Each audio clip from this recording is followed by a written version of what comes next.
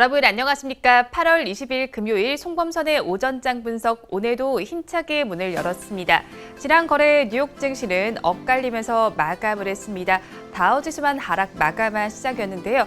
연준에서 긴축 정책을 계속 내놓으면서 증시의 우려감으로 작용을 하고 있습니다. 경기와 밀접한 관련이 있는 종목들은 하락세를 나타냈는데요. 요즘에 유가도 계속 하락세를 나타내고 있고요. 환율의 추이도 좀 지켜보시면 좋을 것 같습니다. 3대 지수의 마감 상황을 화면을 통해서 보도록 하겠습니다. 3대 지수의 마감 상황 수치를 통해서 하나씩 짚어보시면요. 다우지수만 앞서서 말씀을 드렸듯이 하락으로 마감을 했습니다. 제가 한번 읊어드리도록 하겠습니다. 0.19%의 하락률을 기록을 해주면서요. 34,894선의 종가를 형성했습니다. 반면에 대형주 위주의 S&P 500 지수는 0.13%의 강세를 보여줬습니다. 4,405선의 거래를 마감했습니다. 기술주 중심의 나스닥 지수 역시도 소폭의 강세를 보여줬는데요. 0.11%의 상승률을 기록을 했습니다. 14,541선의 종가를 형성했습니다. 조기 테이퍼링 우려감은 우리 시장에도 영향을 미쳐주고 있는 장세가 계속 나타나고 있습니다. 우리 시장은 코스피 지수가 어제 3,100선도 무너지면서 거래를 마쳤는데요. 오늘은 그래도 3,100선 내외에서 거래가 계속 진행이 되고 있습니다. 코로나19 상황도 좋지가 못합니다. 어제 기준으로 집계된 신규 확진자 수를 살펴보시면 어제 기준으로도 2,052명으로 나타났습니다. 주말을 앞두고 있는 만큼 최대한 외출은 자제하시고요. 사적 모임도 하지 않으시는 편이 좋을 것 같습니다. 이어서 우리 지수는 어떤 양상을 펼치고 있는지 보도록 하겠습니다. 우리 지수의 양상을 살펴보시면 그래도 장 초반보다 조금씩 더 힘을 내주고 있는 모습이 나타나고 있습니다. 우리 코스피 시장은 0.46%의 강세를 보여주고 있습니다. 3,110선에서 거래가 진행이 되고 있는데요. 우리 코스닥 시장은 지난 6월 16일 종가가 1,000선 아래에서 마감이 된 이후에 다시 또 처음으로 1,000선 아래에서 거래가 되고 있습니다.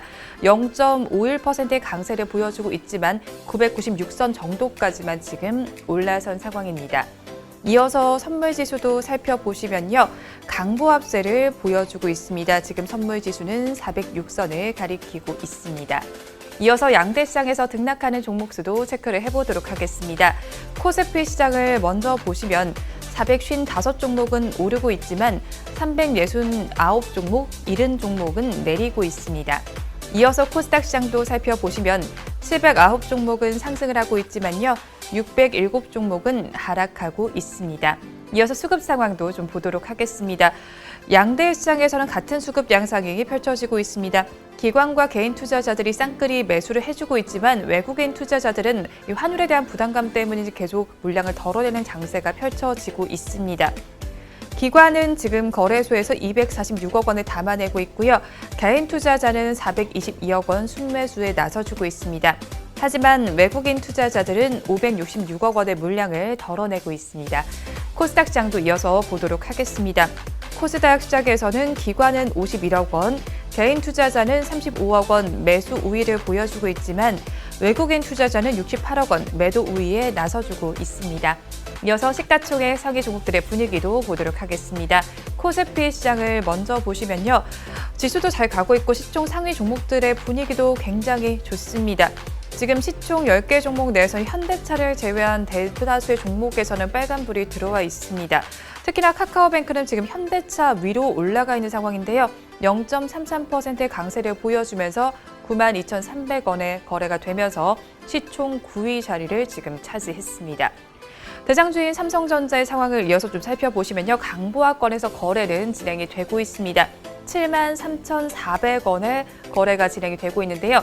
외국인 투자자들이 지금 10거래일 연속 매도세를 보이고 있는 반면에 개인 투자자들은 9거래일 연속 매수에 나서주고 있습니다. 매도와 매수가 계속 번갈아 가면서 나타나고 있는 상황인데 이런 상황 속에서 개인 투자자는 계속 주가 방어에 나서고는 있지만 그래도 삼성전자의 주가 상황이 아직까지는 그렇게 다 회복하지는 못한 상황입니다. 이어서 크래프톤을 좀 보도록 하겠습니다. 크래프톤은 상장한 이후에 공모가를 하회한 모습이 나타나는데 오늘 드디어 50만 원 이상에서 거래가 되다가 지금 또 주가가 좀 빠진 모습이 나타나고 있습니다. 0.71%의 약세를 보여주고 있는데요. 48만 9천 원 정도의 거래가 진행이 되고 있습니다. 이어서 오리온을 보도록 하겠습니다. 오리온의 주가 상황을 좀 이어서 보시면요. 오리온의 경우에는 지금 유안타 증권에서 리포트가 나와 있습니다. 하반기에 중국에서 파이 부문의 가격 인상 등을 통해서 이 모멘텀이 확대될 것이라는 전망이 나와 있습니다. 그러면서 장 초반에 변동성이 좀 나타나고 있습니다. 이어서 신송홀딩스를 보도록 하겠습니다. 신송홀딩스를 한번 살펴보시면요. 지금 장중에 고가보다는 조금 빠지면서 음봉을 형성을 하고 있습니다. 그래도 19%대 강세 흐름이 나타나고 있는데요. 주가는 6,410원 정도 내외에서 거래가 되고 있습니다. 자회사인 신송식품이 중간 배당을 결정했다는 소식에 주가가 강세를 보여주고 있습니다.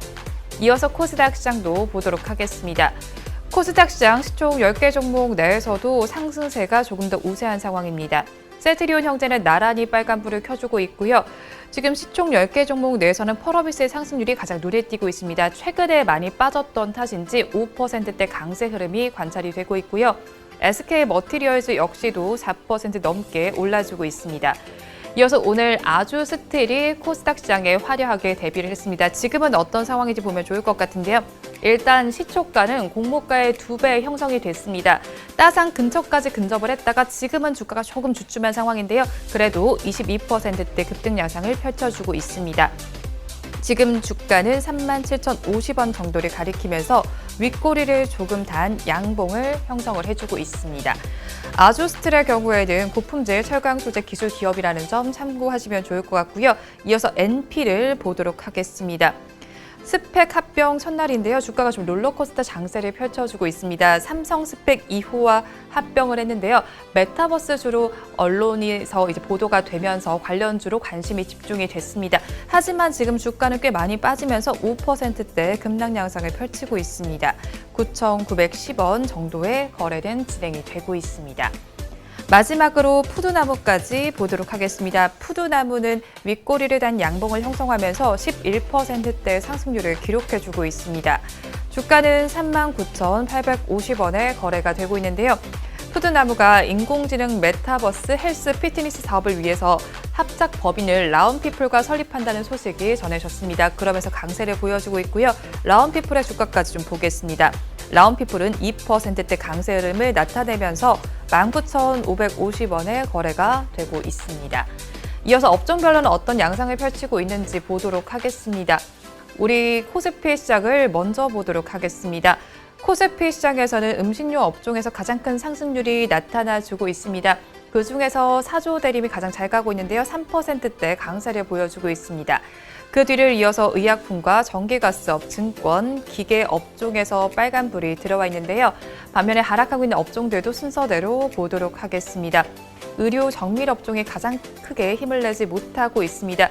그중에서 가장 큰 하락률을 기록하는 종목은 SD바이오센서인데요. 1.44%의 낙폭을 기록 중입니다. 그 뒤를 이어서 종이목재와 운수장비, 비금속 광물, 섬유의복에서도 하락세가 나타나면서 파란불이 켜져 있는 상황입니다. 코스닥 시장도 보도록 하겠습니다. 우리 코스닥 시장의 상황을 보시면요. 디지털 콘텐츠 업종에서 1%가 넘는 강세 흐름이 관찰이 되고 있습니다. 그중에서 가장 큰 상승률을 기록하는 종목은 버킷 스튜디오인데요. 2.38%의 강세를 보여주고 있고요. 그 뒤를 이어서 유통과 일반 전기전자, 제약, 반도체 업종에서 빨간불이 들어와 있습니다. 반면에 하락하고 있는 업종들 한번 짚어보시면요. 화학 업종에서 가장 큰 하락률이 기록이 되고 있습니다. 그중에서 가장 큰 하락률을 기록하는 종목은 프롬파스트고 그 뒤를 이어서 현대바이오, MPK까지 지금 하락률이 기록이 되고 있습니다. 통신 방송 서비스와 방송 서비스, 오락문화, 의료 정밀기기, 건설 업종에서도 파란불이 들어와 있습니다. 이 시간 외국인들은 어떤 수급 양상을 펼치고 있는지 상위 3개 종목을 중심으로 체크를 해보도록 하겠습니다.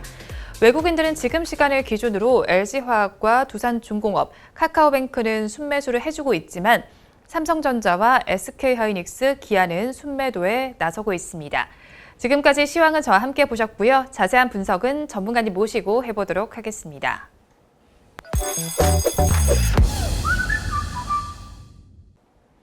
본 방송은 라이브 스트리밍을 통해서 진행되고 있습니다. 매주 월요일부터 금요일 오전 10시부터 함께 하실 수 있는데요. 유튜브에서 바른경제TV라고 검색하시면 시청하실 수 있습니다. 송범선의 오전장 분석 본격적으로 출발해 보도록 하겠습니다. 오늘도 저희 방송 보시면서 궁금하신 종목들은 댓글로 남겨주시고요. 댓글을 주실 때는 매수가와 비중까지 남겨주시면 저희가 조금 더 꼼꼼하게 분석해 드리도록 하겠습니다. 그럼 오늘도 오전장에 분석해 주실 송범선 수석 전문가님 모셔보도록 하겠습니다. 전문가님 안녕하세요. 안녕하세요. 네, 전문가님 요즘에 코로나19 상황이 좋지 못해요. 어떻게 지내고 계세요? 네, 그렇죠. 이 코로나가 오늘 또 2,000명 넘고 네. 어제도 2,000명이 넘고 그렇죠. 하면서 상당히 심각합니다. 네. 지금 저는 생활상에는 크게 변화가 없어요. 저는. 크게 변화 없으세요? 네, 저는 똑같습니다. 약간 답답함이 좀 항상 느껴지고 별로 있는데. 답답하지도 않아요. 저는 그래요. 네. 그냥 똑같아요. 1년 전이나 네. 6개월 전이나 지금이랑 항상 똑같은 루틴한 삶을 살고 있습니다. 저에겐 약간 변화가 느껴지는 삶이 느껴지는데요. 여러분들께서는 어떻게 지내고 계시는지 굉장히 궁금합니다. 그런데 또 이제 우리 증시 얘기를 또 좀 해봐야 될 것 같습니다. 다시 또 좀 혼조세를 보여주고 있는데요. 우리 증시는 반도체주들의 부진에 힘을 내지 못하는 상황이 계속 좀 펼쳐졌습니다. 그런 상황에서 코스닥 시장이 어제 지난 6월 16일 이후로 종가 기준으로 천선이 무너진 이후에 지금 천선 아래에서 거래가 되고 있는 상황인데요. 우리 시장에 무슨 일이 있었죠, 전문가님? 그렇죠. 이 테이퍼링 때문에 지금 그런 것으로 나타나고 있습니다. 연방준비제도 여기서 이제 테이퍼링 하겠다라고 지금 공표를 가능성을 시사하면서 재차 이 증시가 좀 위축된다. 증시뿐만 아니라 이제 경제 전체적으로 네. 위축이 되는 것이 지금 우려가 고조되고 있습니다. 자, 그렇기 때문에 여러 가지 지금 계속해서 시장이 조정을 받고 있고 상당히 좀 코스피 같은 경우 3,100 이하로 지금도 3,100. 다시 하락으로 다 전환했네요. 네, 3,100 이하로 좀 떨어지고 코스닥 역시 1,000포인트 이하로 하락을 했습니다. 그래서 지금 상당히 여러분들이 좀 심적으로 힘드실 것으로 알고 있습니다. 왜냐하면은 이게 지난번 하락보다 더 고통스러운 시장입니다. 사실은 개인 투자자들 입장에서. 왜냐하면은 그동안 2020년 3월 이후로 몇 차례 하락이 있긴 있었어요. 하락이 있긴 있었는데 그렇게 크지는 않았어요. 그렇게 크지 않고 사실 지금도 별로 하락이 큰 건 아니에요. 사실 솔직히 수치적으로 말씀드리면요, 그렇게 큰 게 아닙니다. 하락이 이 정도는 그냥 감기 걸리듯이 살다 보면 감기도 걸리고 그런 거 있잖아요. 그 정도라고 보시면 되는데, 근데 중요한 거는 요거 한번 잠깐 화면 이거 좀 보시면요, 지금 여기서 이제 2020년 3월 이후로 거의 양봉이 계속 나왔잖아요. 양봉이 나오다가 지금 음봉이 2번 나왔거든요. 음봉이 월봉입니다. 이거 월봉으로 한번 보는 건데 계속 양봉 나오고 여기 지금 음봉이 2번 나왔는데 이거보다 이 음봉의 봉 길이보다 여기가 좀 더 크죠. 더 이게 보시면 딱 느껴질 거예요. 이 길이가 이거보다 더 가파릅니다. 약간 더 크죠. 봉의 위아래 높이가. 그래서 여러분이 좀 힘드실 것으로 예상되고, 또 중요한 거는 지금 이게 왜 더 힘드냐면요, 이럴 때는 대형주 위주로 좀 많이 빠졌었어요. 그리고 이럴 때도 중간중간에 빠진 적이 있었는데 여기 아래 꼬리 달린 적 있잖아요. 대형주 위주로 좀 빠져가지고 사실 지금 1월 이후로 삼성전자 고점 찍고 삼성전자 계속 내리막세잖아요. 근데 최근에 이 흐름이 보면요, 이번 최근에 한 1주, 2주 동안의 하락세 보면 대형주는 별로 안 빠졌어요. 대형주는 안 빠지고 그 중소형주 위주로 빠졌기 때문에 지금 보시면 그렇잖아요. 사실 대형주도 빠지긴 빠졌지만 삼성전자 73,000원, 74,000원 선 그렇게 크게 빠진 건 아닙니다. 그리고 SK하이닉스도 하락은 했지만 SK하이닉스와 삼성전자만 놓고 보면 어제와 엊그제는 크게 변동이 없었거든요. 크게 이렇게 하락세 안 나타나는데 지수는 엄청나게 빠졌다라는 거고, 또 네이버, 카카오 이런 것들도 그렇게 약세라고 보기는 어려웠습니다. 어제랑 엊그제. 근데 이제 이틀 3일 동안 지금 그 코스닥이 막 2% 3%씩 하락한 거는, 이거는 지금 중소형주가 엄청나게 빠진 거고, 이거는 겉 표면상으로는 테이퍼링이다. 하지만 자금 유동성 시장이 이제 종료되는 시기로 좀 해석이 됩니다. 작년부터 해가지고 유동성, 돈의 흐름이 돈이 이렇게 돌고 돌잖아요. 부동산 시장에서 여기로 갔다가 저기로 갔다가 다시 돌아오고 대체 자산으로 갔다가 이렇게 돌고 도는데, 작년에 이제 부동산 규제 해가지고 여러 가지 때려 막았죠. 양도소득세라던가 아니면은 보유세, 부동산 갖고 있으면 막 세금 폭탄 받고 이러니까 안 팔아도 그냥 막 계속 세금이 줄줄 빠져 나가잖아요. 그리고 보유세, 유지세 때문에 그런 것 때문에 이제 부동산 못하겠다. 강남권 부자들이 못하겠다 해가지고 돈이 확 들어왔죠. 증시로 들어왔습니다. 그게 증시로 들어왔다가 지금 유동성 장세가 좀 끝나가는 느낌인 게 확실히 중소형주에서 대부분의 종목들이 폭락을 하고 있어요. 폭락을 이상하게 그냥 폭락을 거의 뭐 중소형주 한 3달 고점에서 한 20% 30% 이상씩 떨어졌습니다. 근데 지금 지수로만 보면요. 지수로만 보면 별로 안 떨어졌죠. 사실 지수 코스피 지수도 고점인 3,316에서 현재 뭐 3,090 이러면은 대략 7% 8% 하락했습니다. 대략 이게 지금 이렇게 월봉으로 지금 보면요. 이 별로 안 떨어졌어요. 이렇게 요거 좀 떨어졌는데 이거는 이제 그러니까 별로 안 떨어졌지만 오르기 훨씬 많죠. 자, 근데 이제 코스피는 7% 8% 또 코스닥도 7% 거량 떨어졌거든요. 근데 그 개별 종목들은 막 이렇게 이상하게 막 그냥 30% 40%씩 떨어진 종목이 시장에 엄청나게 많거든요. 자, 그렇기 때문에 지금 유동성 장세가 끝나고 돈의 흐름이 바깥으로 빠져나가는 좀 안전자산 쪽으로 나가는 그런 흐름들입니다. 여기에는 이제 그 트리거 양상은 이제 테이퍼링이라고 볼 수 있겠죠. 테이퍼링 FOMC에서 공개를 한 바에 따라서 이 시그널을 어느 정도 줬으니까 이제 뭐 올해 말 아니면 뭐 내년 아니면 내후년까지 이렇게 계속해서 이렇게 감아 올려서 이제 대표적으로 금리를 올린다던가 아니면은 여러 가지 돈을 풀었던 것을 돈을 뺀다던가 유동성 자금들을 빼기 때문에 경제 긴축 양상을 만들어서 이런 점들이 가장 이제 문제점이다 이렇게 보고 있고요.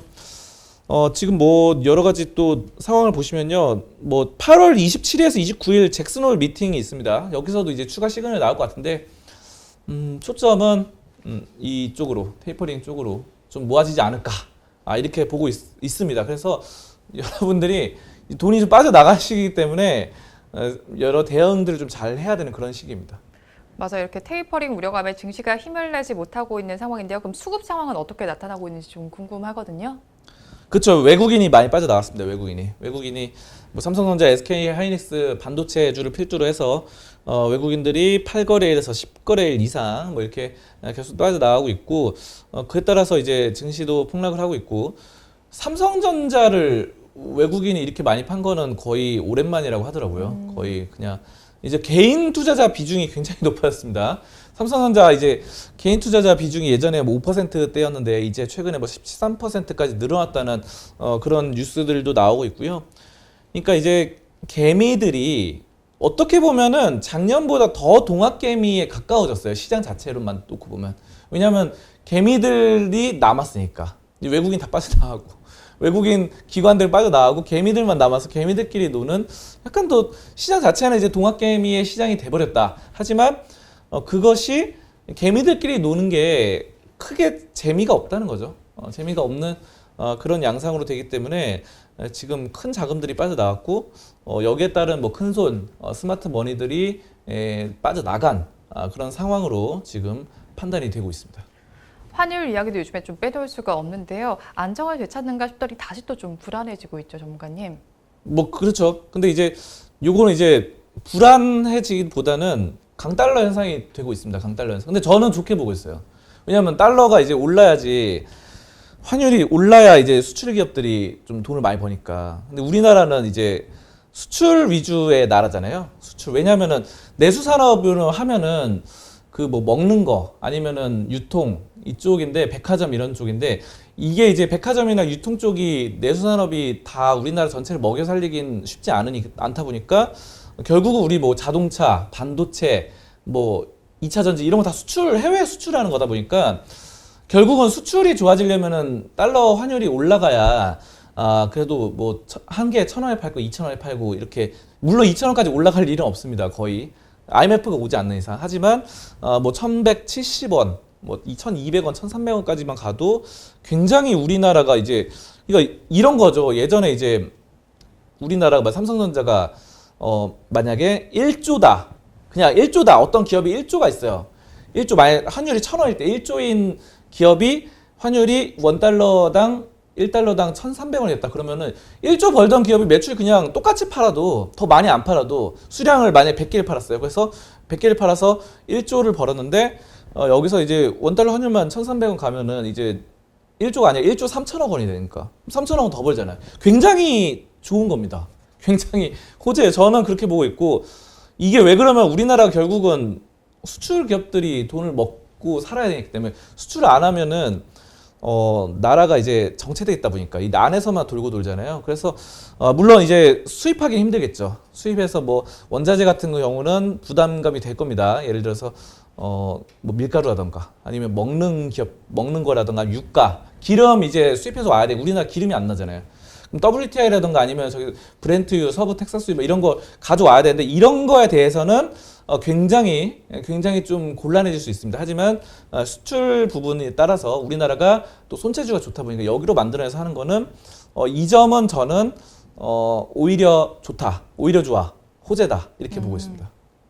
맞아요. 테이퍼링과 환율 모두 증시에 부정적으로 작용을 하고 있는데요. 앞으로 우리 지수는 어떻게 될까요? 그렇죠. 이게 지금 지수는 뭐 지금 하락 추세죠. 하락 추세입니다. 그래서 하락 추세가 지금 오늘도 뭐 약간 하락 추세로 나타나고 있고 아까 근데 오늘 왔다 갔다 합니다. 오늘 하루 만에 막 네. 올랐다가 내려갔다 올랐다 내려갔다 완전 롤러코스터 반복되는데 전체적으로 봤을 때 그냥 하락 추세라 보시면 됩니다. 하락 추세라 보시면 되고 지금 당분간 좀 힘들어질 수 있어요. 힘들어질 수 있는데 대형주보다 지금 중소형주가 더 많이 하락해서 여러분이 지금 심적으로 많이 힘드실 겁니다. 힘드실 거고 하지만 이 당분간 힘들지만 장기적으로 올라가거든요. 위기회라고 하잖아요. 위기회니까 위기를 기회로 모면할 수 있는 이거 굉장히 기회로 살릴 수 있는 좋은 타이밍이에요. 그렇다고 지금 당분간 확 다이나믹하게 올라간다 이렇게 보긴 힘들지만 이거 차라리 저는 지금이 더 좋아요.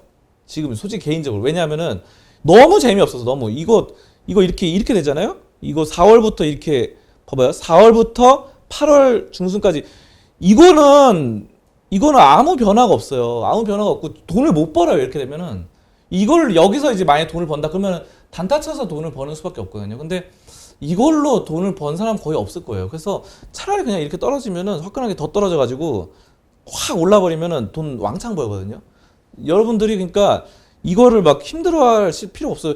이건 기회입니다. 기회고 여러분들이 이제 대응 전략만 잘 짠다면은 이 4개월 동안 지난 4개월 동안 재미없었던 정말 재미없고 이런 것보다는 지금 훨씬 좋습니다. 훨씬 좋은 장이에요. 훨씬 좋은 장이니까 이게 사람이 생각하기 나름이잖아요.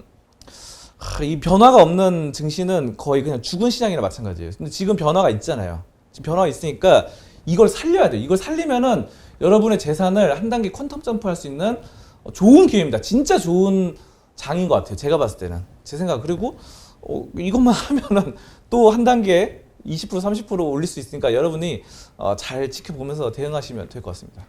네, 테이퍼링 우려감과 또 환율의 부담감 때문인지 우리 증시도 계속 힘을 내지 못하고 있습니다. 하지만 지금의 상황을 오히려 기회로 보라라고 말씀하셨으니까 한번 참고해서 투자 전략 세워보시면 좋을 것 같습니다. 이어서 다음 주제는 화면으로 보겠습니다. 이번 주제를 좀 보도록 하겠습니다. 앞서서는 시장 상황에 대해서 좀 짚어봤는데요. 이번에는 시장에서 우리가 어떻게 좀 대응하면 좋을지 집중적으로 여쭤보도록 하겠습니다. 전문가님, 그러면 지금은 매수해야 될까요? 매도해야 될까요? 그러니까 이제 제가 대응을 하라고 앞서서 말씀드렸잖아요. 네. 사람마다 달라요. 지금 사람마다 다릅니다. 왜냐하면은 이게 그 가장 중요한 게 주식을 지금 너무 많이 갖고 있는 사람 팔아야 돼요. 주식을 너무 많이 갖고 있는 사람 팔아. 예를 들어서 재산이 1억이라고 칠게요. 그냥 재산 1억이라고 치면요, 1억의 재산이 있는 사람이 만약에 뭐 1억 전부 다 주식을 사놨어요. 이 사람 팔아야 됩니다. 이 사람 팔아야 돼요. 이 사람은 팔고 만약에 1억이 재산이 있는 사람이 지금 주식이 뭐 1,000만 원밖에 없어요. 그럼 사야죠. 굉장히 좋은 겁니다. 굉장히 그 1,000만 원밖에 없었던 사람은 너무 행복한 이 쇼핑 시즌이 다가왔다라고 보시고, 근데 1억이 재산인데 막 9천만 원, 8천만 원 이렇게 주식을 지금 보유하고 있다 이런 분들은 팔아야 돼요. 어쩔 수 없어요. 이거는 첫 단추가 잘못 깨매졌기 때문에 이거는 그러니까 항상 이 주식 비중을 지켜주는 습관이 중요합니다. 제가 이제 방송에서 주식 비중, 현금 비중 항상 말씀드리잖아요. 그 지금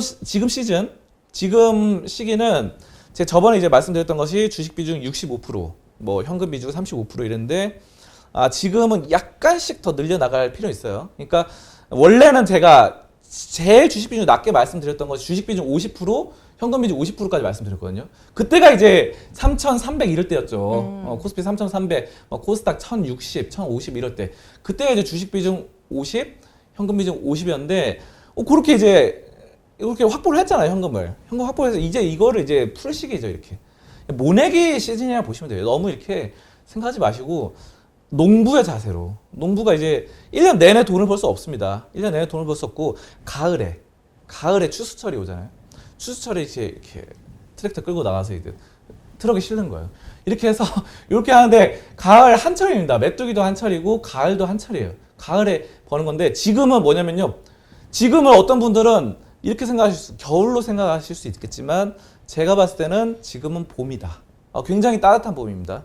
지금 이제 모내기 하고 이제 씨 뿌리면 되는 거예요. 씨 뿌리고 근데 이제 씨앗이 굉장히 많아요. 그러니까 씨앗이 아까 주식 비중, 현금 비중 지켜놓으신 분들은 이 씨앗을 많으니까 요거를 이제 이렇게 천천히 뿌리면 돼요. 천천히. 그렇다고 막 이렇게 65%라고 했는데 아까 뭐 50%, 60% 했는데 갑자기 막 80%, 90% 늘리지 말고 뭐 한 65에서 이제 67, 68 이런 식으로 지금 오늘 떨어지잖아요. 네. 떨어지는데 이런 양상으로 계속 가면요. 오늘 더 떨어지면 67, 68까지 늘리고 3,000이 무너졌다.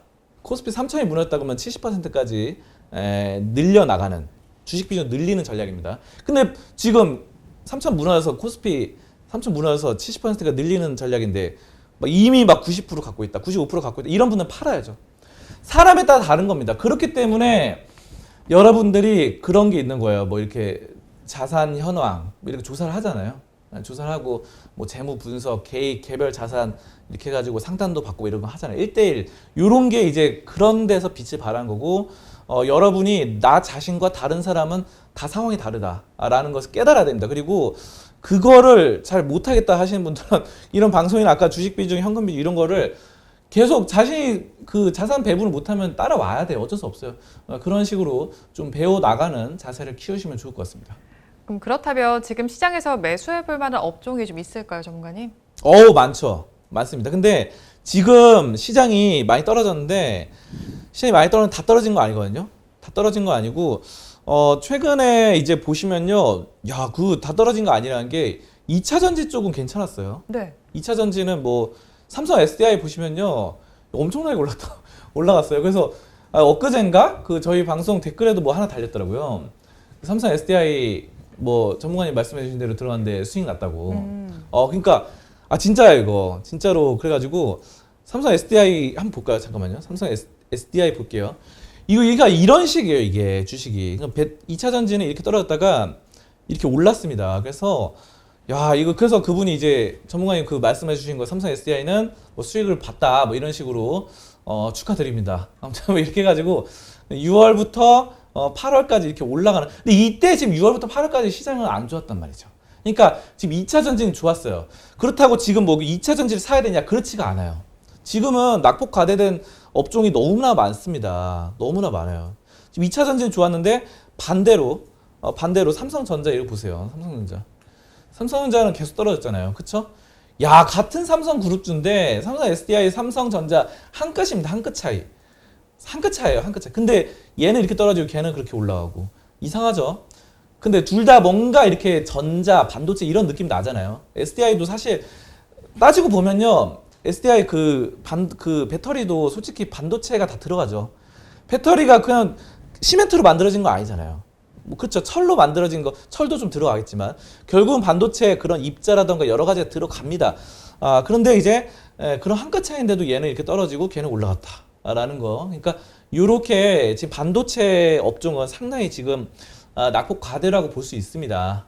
지금 어제와 오늘 그리고 3일 동안의 흐름은 횡보했어요. 하지만 지금 그래도 전체적으로 봤을 때는 낙폭 과대다라는 점이고 게임주는 엄청나게 떨어졌어요. 게임주. 저는 이거 컴투스 이거 컴투스 10만 원 밑으로 떨어졌어요. 10만 원 밑으로까지 하는데 오늘 10만 이런 거는 저는 3월만 하다고 봅니다. 이거는 진짜 그러니까 이렇게 반문하시겠죠. 아니 누가 컴투스 게임 누가 하냐고 이렇게 반문하실 수 있겠지만 컴투스는 전 세계에서 지금 대회를 열고 네. 대회 참가자가 늘어나는 게임입니다. 그렇기 때문에 저는 이런 거 지금 아주 잘 되고 있어요. 게임 잘 되고 있고 걱정 안 하고 그냥 게임이나 뭐 반도체 그리고 자동차 있잖아요. 자동차 뭐 현대차 이거 보세요. 야 이거 계속 떨어져요. 이런 거 저는 현대차보다 현대차 우가 좀 더 좋다고 보고 그러니까 자동차 반도체 게임 이런 종목들 인터넷은 괜찮았어요. 인터넷은 봐봐요.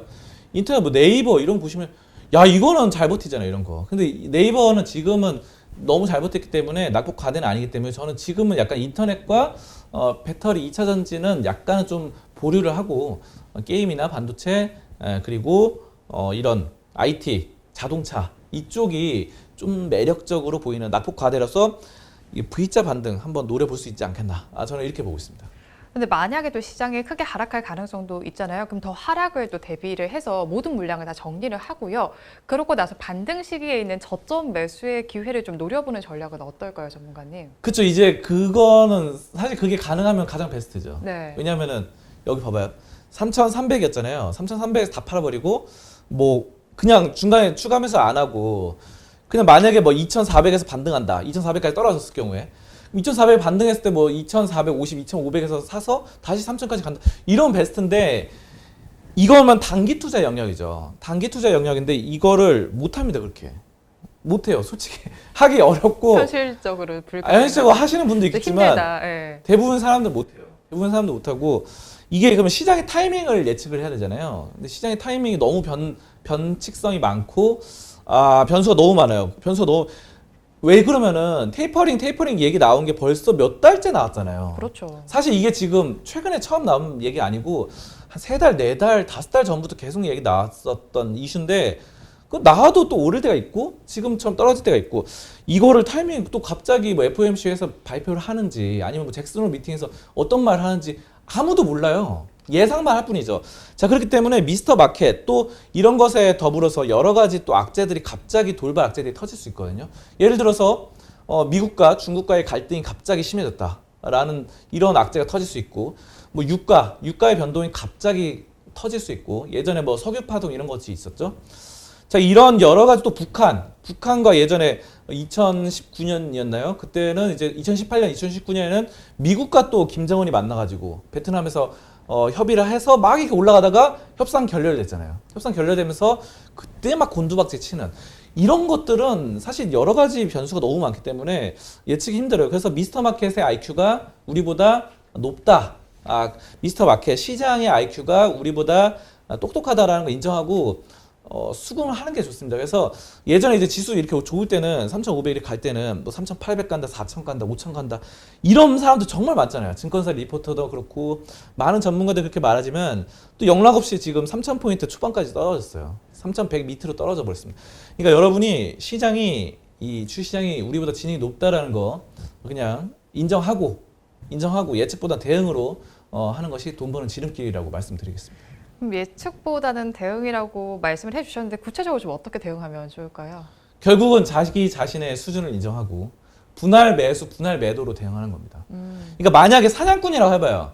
사냥꾼이면 여러분이 작살 하나 들고 가서 물고기 잡을 수 있을까요? 힘들죠.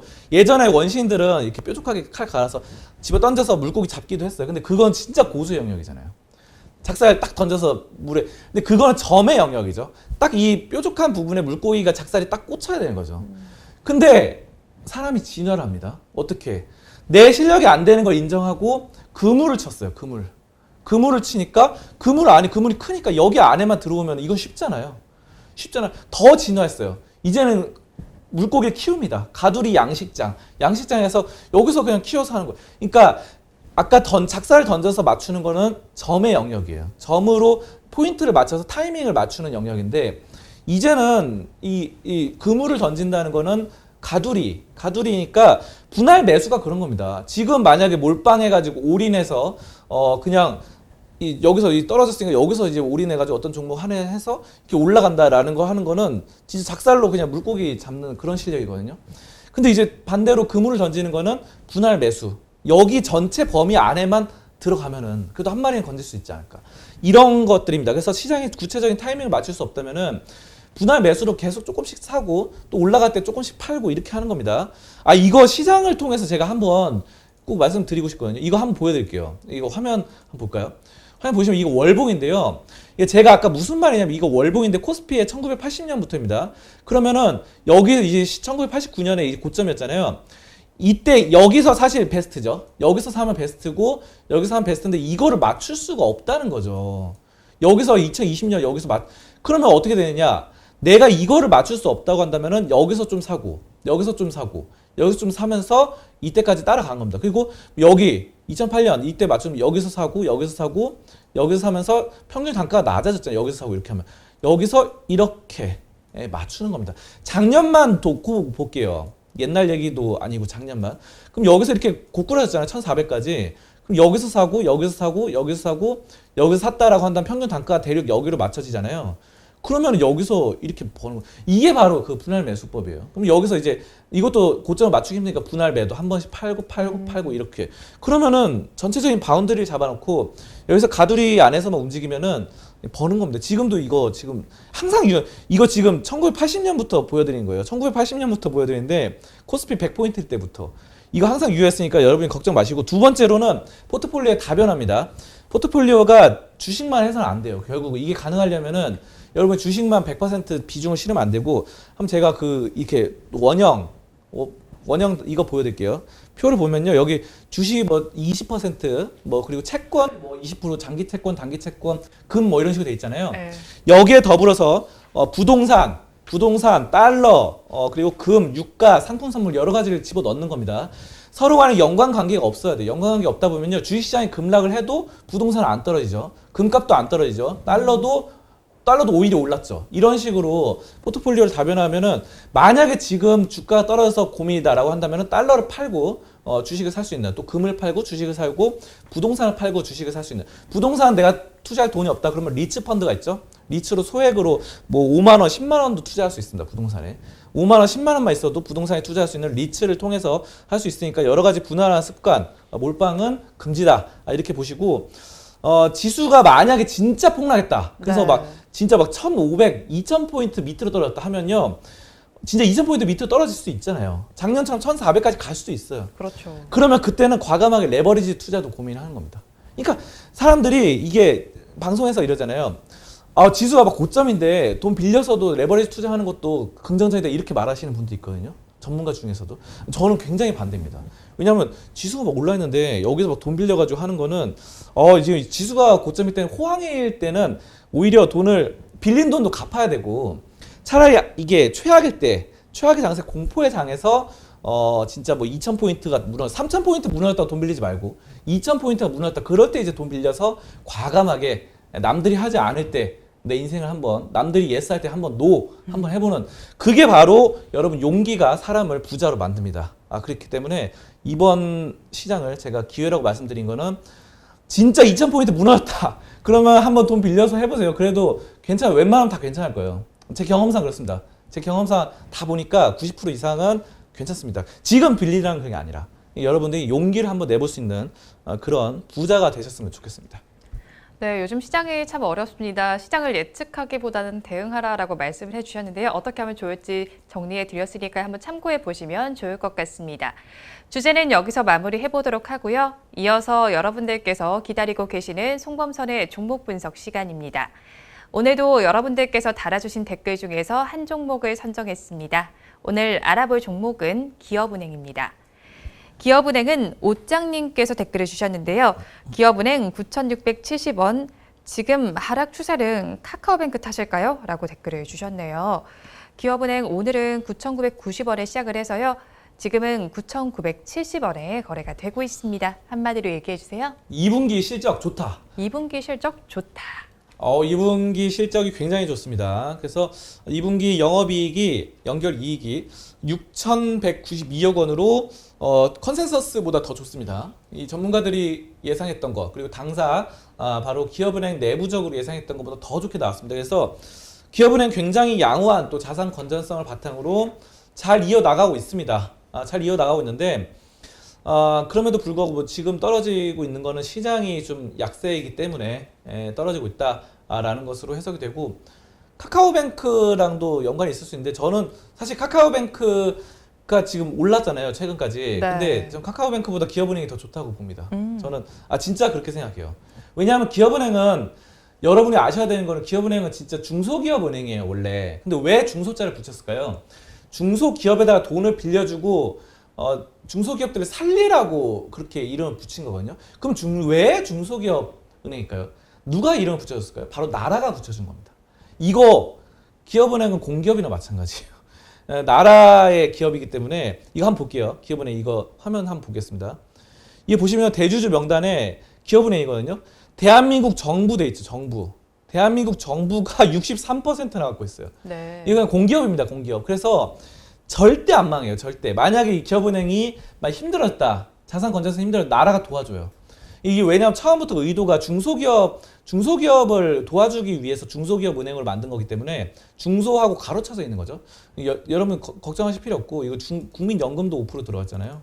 이거 둘 다 나라라고 보시면 거의 한 70% 가까이가 나라가 하고 있어요. 이런 종목은 PBR도 0.3이고 PER도 4.99, 배당만 4.71% 줘요. 이거 너무 좋습니다. 너무 좋고 지금 매출액도 올라가고 있고 영업이익 상당히 좋고 당기순이익 좋고 2조가 넘죠. 2조가 좋고 부채가 높은 건 당연히 은행주는 당연히 고객 예탁금으로 하니까 당연히 높은 거고 이거 나라가 보증해주는 거의 그냥 안전빵이야 안전빵. 그러니까 이런 거는 제가 봤을 때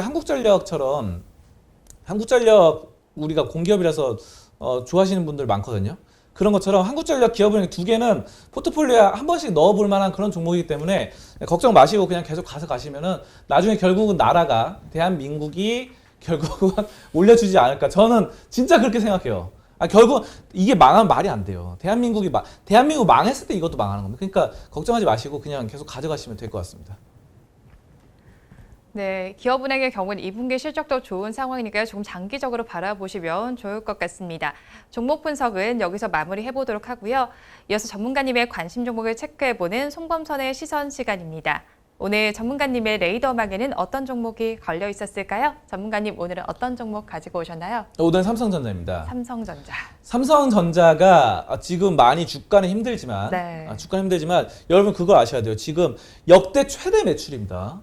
놀랍습니다. 지금 올해 상반기 국내 기업 가운데 당연히 매출액 1위고요. 이거는 뭐 눈 감고 있어도 다 아는 사실이고요. 동네 애들도 아는 사실이죠. 하지만 여기서 더 놀라운 사실은 삼성전자가 지금 매출액이 130조 원을 차지했거든요. 근데 이게 지금 삼성전자 역사상 역대 최고예요. 역대 최고. 근데 주가는 이렇게 떨어져. 말이 안 되죠. 삼성전자 역사가 있잖아요. 역사가 이렇게 깊은데 1980년부터 이렇게 이어져 오는데 이 중에서도 최고치예요. 지금 떨어졌잖아요. 고점에서. 이거 예전에도 이런 힘들 때 있었잖아요. 하지만 다 반등하고 올라갔죠. 지금이 딱 그럴 때입니다. 물론 시간이 좀 지날 수 있겠지만 역대 최고인데 이때가 지금 1월이거든요. 1월인데 이때보다 지금 많이 떨어졌잖아요. 그렇기 때문에 제가 봤을 때 이런 130조 상반기 규모 매출액, 영업이익 다들 좋아지고 있습니다. 그래서 모든 상장사들 대표하는 기업이고 시스템, 뭐 반도체 파운더리도 정상화되고 있고 오스틴 공장, 미국 이쪽도 뭐 정상화되고 다 괜찮습니다. 여러분들 걱정 마시고 삼성전자 역대 최대 매출을 경신하는 주가도 반드시 역대 최대 경신할 수 있다라는 믿음을 가지시고 투자를 하시면 될 것 같습니다. 네, 오늘 송범선의 시선 시간에는 대장주인 삼성전자를 살펴봤습니다. 역대 최대 매출을 기록한 만큼 주가도 발맞출 수 있을 것이다라고 전망해 주셨으니까요. 관심 가져보시면 좋을 것 같습니다. 오늘 말씀은 여기까지 듣도록 하겠습니다. 고맙습니다. 감사합니다. 오늘도 저희 방송 보시면서 궁금하신 종목들은 댓글로 남겨주시고요. 댓글을 주실 때는 매수가와 비중까지 남겨주시면 저희가 조금 더 꼼꼼하게 분석해 드리도록 하겠습니다. 우리 양대 시장은 지금 점점 더 힘을 내지 못하고 있는 양상이 펼쳐지고 있습니다. 양대 시장에서 1%대 낙폭이 기록이 되고 있는 가운데 코스닥 시장의 낙폭이 조금 더 깊습니다. 1.69%까지 내림세를 나타내면서 974선을 지나주고 있고요. 오전 10시 30분에 개장한 중국 시장의 분위기도 살펴보면요. 하락 출발한 이후에 지금도 낙폭이 나타나고 있습니다. 0.69%의 내림세가 나타나면서 3,441선의 거래가 진행되고 있습니다. 오후 시간대는 우리 증시도 낙폭을 조금씩 만회하기를 바라면서 방송 마무리해보도록 하겠습니다. 저는 오후에 응답하라 마감 시황에서 다시 찾아뵙도록 하겠습니다. 오늘도 함께해 주신 여러분 고맙습니다.